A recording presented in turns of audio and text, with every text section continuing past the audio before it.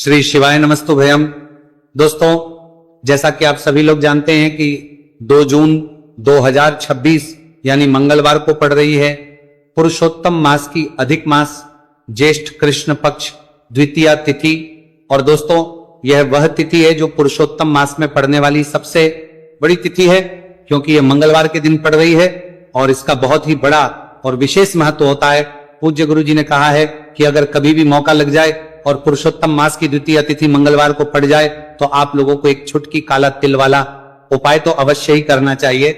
इन दोनों का संयोग बहुत ही कम आता है। इसी के साथ में गुरु जी ने अपनी शिव पुराण कथा में बताया है कि इस दिन आपको एक छुटकी काला तिल वाला उपाय तो आपको अवश्य ही करना चाहिए, क्योंकि ऐसा दिन पूरे साल में सिर्फ एक ही बार आता है। और दोस्तों, आप सभी लोग जानते हो कि मंगलवार द्वितीय तिथि का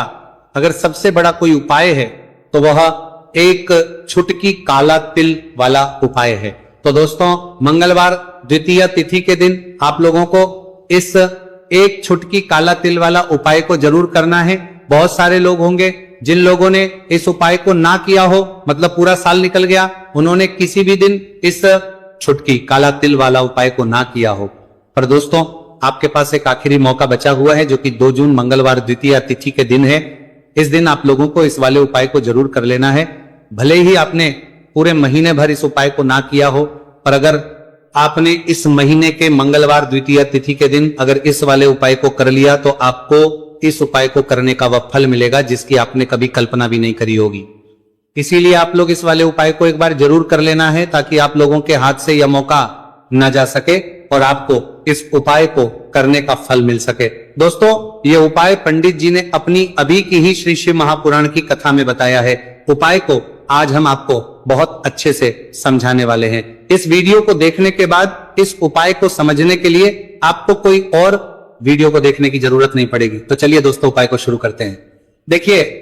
यह इस पुरुषोत्तम मास के मंगलवार द्वितीय तिथि के दिन यह इतना खास होता है, इतना महत्वपूर्ण होता है। देखा गया है कभी कभी बड़े बड़े पूजा पाठ अनुष्ठान से जो मनोकामना पूर्ण नहीं होते, वह पुरुषोत्तम मास की मंगलवार द्वितीय तिथि के दिन एक छोटे से उपाय करने से ही आपकी मनोकामना पूर्ण हो है। और बहुत सारे लोगों ने इस उपाय को किया भी है और उनको इस उपाय को करने का फल भी जरूर मिला है। अगर आप लोग भी इस उपाय को करना चाहते हैं तो आप इस उपाय को पहले अच्छे से समझ लेना, सुन लेना, उसके बाद करना, आपको इस उपाय का फल जरूर मिलेगा।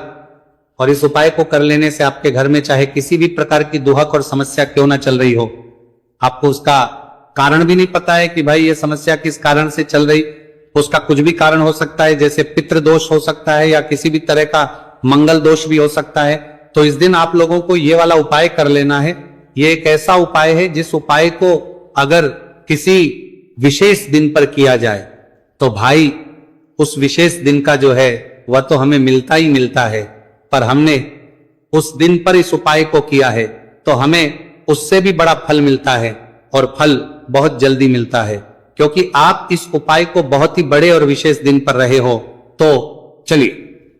अब उपाय के बारे में बात करते हैं, लेकिन उससे पहले आप लोगों को यह जानना आवश्यक है कि आखिर यह उपाय किस समय करना है, किसको करना है और कैसे करना है। तो चलिए हम आगे आपको वीडियो में एक एक करके बता देते हैं। लेकिन उससे पहले अगर आप लोग हमारे चैनल पर पहली बार आए हैं या फिर मेरी आवाज आज पहली बार सुन रहे हैं तो हमारे चैनल को सब्सक्राइब जरूर कर लेना और इस वीडियो को लाइक करके कमेंट बॉक्स में श्री शिवाय नमस्तु भयम ओम नमः शिवाय जरूर टाइप कर देना। तो दोस्तों, इस एक छुटकी काला तिल वाला उपाय को हमें इस मंगलवार द्वितीय तिथि के दिन कैसे करना है, किसको करना है, किस समय करना है और कहां पर करना है, ये सारे सवालों के जवाब आपको इस वीडियो में मिल जाएंगे। और जो ये वीडियो देखेगा भाई, उसको एक छुटकी काला तिल वाला उपाय जरूर करना चाहिए, क्योंकि इस दिन काला तिल का भी बहुत ही बड़ा और विशेष महत्व होता है। और बात आ जाए एक छुटकी काला तिल वाला उपाय की, तो ये सोने पे सुहागा वाली बात हो जाती है और ये एक बहुत ही बड़ा उपाय हो जाता है इस मंगलवार द्वितीय तिथि का। तो अब दोस्तों, इस एक छुटकी काला तिल वाला उपाय को आखिर करना किसको है, सबसे पहले हम लोग वो बात जान लेते हैं। तो देखो, घर की जो बड़ी माताएं बहनें होती हैं, उन माताओं बहनों में से कोई भी एक बड़ी माता बहन इस वाले उपाय को कर सकती है। और दोस्तों, अगर आप तो अपने घर में से सभी सदस्यों को भी इस उपाय को करवा सकते हैं। अगर किसी व्यक्ति की खुद की कोई मनोकामना है, खुद की कोई दुख और परेशानी है, जो कि वो अपने लिए ही करना चाहता है इस वाले उपाय को, तो वो खुद अपने लिए भी कर सकता है। बाकी अगर कोई घर में से ऐसा है जो कि अपने पूरे घर परिवार की सुख और शांति के लिए या फिर भी अपने कुछ ना रहे चल रहा है वाला उपाय करना चाहता है,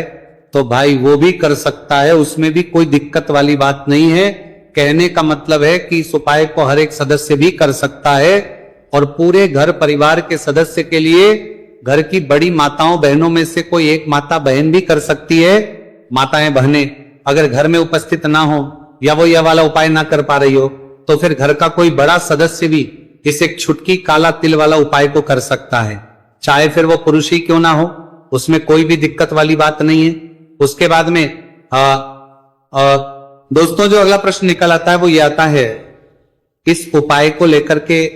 आखिर इस उपाय को हमें किस समय करना है, सुबह के समय करना है कि शाम के समय करना है? तो देखो,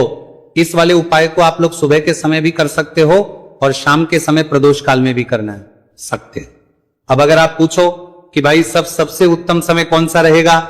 इस एक छुटकी काला तिल वाला उपाय को करने का, तो हम आपसे बस यही कहेंगे कि इस उपाय को आप सुबह के समय करेंगे तो ज्यादा बेहतर होगा। बाकी अगर प्रदोष काल शाम के समय भी करेंगे तो भी अच्छा होगा,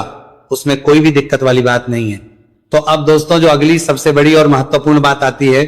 वो ये आती है कि सुबह अगर हम उपाय को करेंगे तो हमें कितने बजे से लेकर कितने बजे तक के बीच में करना है, और शाम के समय प्रदोष काल में करेंगे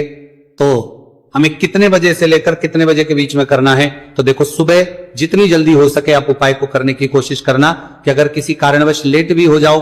थोड़ी देर भी हो जाए, तो 10 या 11 बजे तक भी आप उपाय कर लेना, पर 12 बजे से ज्यादा देरी ना हो, ठीक है, इस बात का ध्यान रखना। उसके बाद में दोस्तों अगर शाम के समय प्रदोष काल की बात करें, प्रदोष काल का जो समय है होता है वो शाम के 6 बजे से शुरू हो जाता है, मतलब शाम के 6 बजे से लेकर 7 बजे के बीच का जो समय होता है यह समय प्रदोष काल का समय होता है। तो आप उपाय को 7 या 8 बजे के बीच में भी कर सकते हो, मतलब शाम के 6 बजे से रात 8 बजे के बीच में आप कभी भी इस वाले उपाय को कर सकते हो, उसमें कोई भी दिक्कत वाली बात नहीं है। देखिए, यदि आपके जीवन में संकट बहुत ही अधिक चल रहे हो, समस्याएं बहुत ही अधिक चली हो, एक एक रूप खर्च करने आपको बस उड़ रहा है, भूमि से जुड़ी हुई कोई भी समस्या हो, या फिर आपके विवाह से जुड़ी हुई कोई भी समस्या हो, या आपके व्यापार से जुड़ी हुई कोई भी समस्या हो, तो आपकी ये सारी समस्या इस मंगलवार द्वितीया तिथि के दिन समाप्त होने वाली है। तो चलिए दोस्तों जानते हैं उस विशेष उपाय के बारे में। देखिए, इस वीडियो में हम पूज्य गुरुजी द्वारा बताए गए 3 बहुत ही चमत्कारिक उपायों के बारे में जानेंगे। देखिए, ये जो उपाय है आपके जीवन से दुर्भाग्य का तो अंत करेंगे ही, साथ ही साथ यदि आपके जीवन में धन की समस्या चल रही है तो वह सभी भी आपकी समाप्त हो जाएंगी। देखिए, गुरुजी ने बताया है कि जब भी मंगलवार द्वितीया तिथि का दिन पड़े तो हमें कर्ज मुक्ति के लिए कुछ उपाय करने चाहिए, इसी के साथ हमें धन प्राप्ति, भूमि से जुड़े कार्यों और विवाह के लिए भी उपाय करने चाहिए। तो चलिए दोस्तों जानते हैं गुरुजी द्वारा बताए गए सबसे पहले उपाय के बारे में। देखिए, यह उपाय विशेषकर उन लोगों को करना है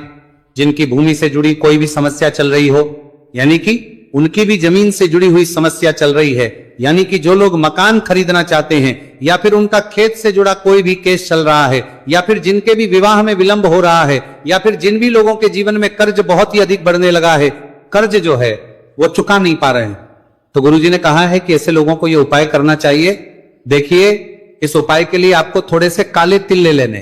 देख आपको मात्र 1 चुटकी काले तिल ले लेने हैं, इसी के साथ में आपको थोड़ा सा शहद ले लेना है, फिर सबसे अंत में आपको 1 लोटा शुद्ध जल ले लेना है।